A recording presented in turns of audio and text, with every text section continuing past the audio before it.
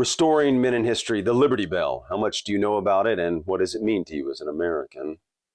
USHistory.org states, the Pennsylvania Assembly ordered the bell in 1751 to commemorate the 50-year anniversary of William Penn's 1701 Charter of Privileges, Pennsylvania's original constitution. It speaks of the rights and freedoms valued by people the world over. National Park Service, NPS.gov, states, the Liberty Bell's inscription is from the Bible, King James Version. Proclaim liberty throughout all the land unto all the inhabitants thereof. This verse refers to the Jubilee, or the instructions to the Israelites to return property and free slaves every 50 years.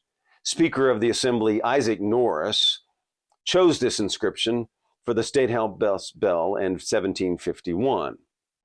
USHistory.org states, the Liberty Bell was rung to call the Assembly together and to summon people together for special announcements and events.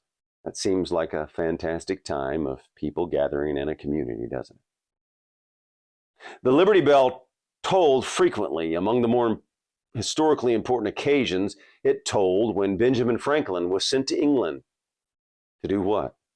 Address colonial grievances. Told when King George III ascended to the throne in 1761, and it told to call together the people of Philadelphia to discuss the Sugar Act in 1764 and the Stamp Act in 1765.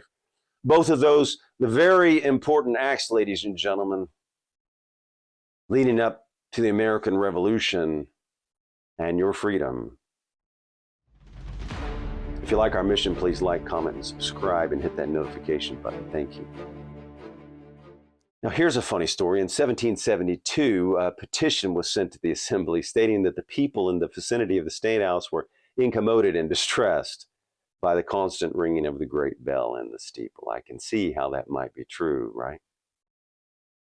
But tradition holds it continued tolling for the First Continental Congress in 1774, the Battle of Lexington and Concord in 1775, and its most resonant tolling was on July 8th, 1776, when it summoned the citizenry for the reading of the Declaration of Independence produced by the Second Continental Congress.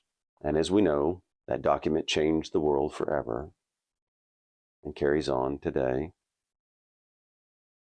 Wiki states this, when the Declaration was publicly read for the first time in Philadelphia on July 8, 1776, there is historical documentation that bells were rung to commemorate its reading. What would it have been like to have been there? While the Liberty Bell is not specifically referenced, most historical authorities agree that the Liberty Bell was among the bells that rang on July 8, 1776, as that great document, the Declaration of Independence, was read. However, there is some chance that the poor condition of the State House bell prevented the bell from ringing. According to John C. Page, who wrote a historical study of the National Park Service, we do not know whether or not the steeple was still strong enough to permit the State House bell to ring on this day. If it could possibly be rung, we can assume it was. Whether or not it did, it has come to symbolize all of the bells throughout the United States which proclaimed independence. If the Liberty Bell was rung in Philadelphia on July 8th, 1776, it was most likely rung by Andrew McNair, the doorkeeper to the Assembly in the Continental Congress. USHistory.org states, and this is a pretty good story, I like this one.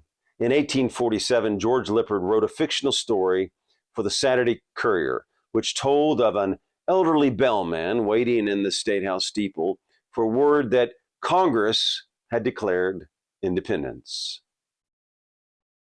The story continues that privately he began to doubt Congress's resolve. Suddenly, the bellman's grandson, who was eavesdropping on the doors of Congress, yelled to him, "Ring, grandfather, ring." This story so captured the imagination of people throughout the land that the Liberty Bell was forever associated with the Declaration of Independence. The inscription was, "Proclaim liberty throughout all the land unto all the inhabitants thereof." And that is our duty, our job today, ladies and gentlemen. We must proclaim liberty to everyone we can and help people understand where we came from, where we're going, our vision for the future? Is it to be a vision of freedom?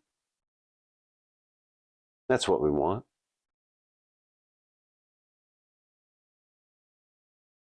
And it's up to us to carry that message forward. So you see, now that bell is ringing once again for us to carry on the message of freedom and independence. Thank you. If you like our mission, please like, comment, and hit the notification button and subscribe. Thank you.